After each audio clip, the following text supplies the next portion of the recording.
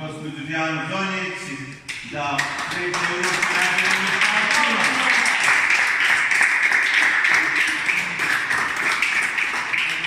Treće mjesto, bronzana medalja. Vladimir Boričević, jedinstvo.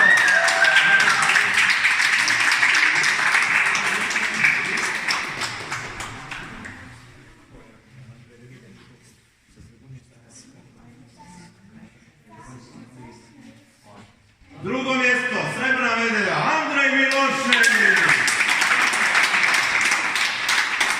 Drugi Karana.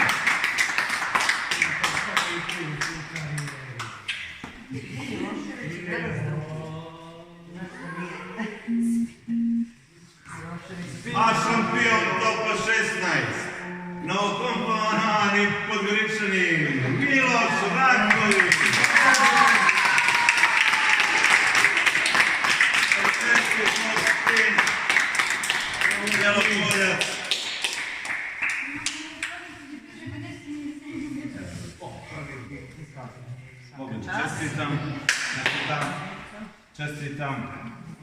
Čestitam, bravo. Može vidjeti fotografije. Evo ja, sve to znate s nama.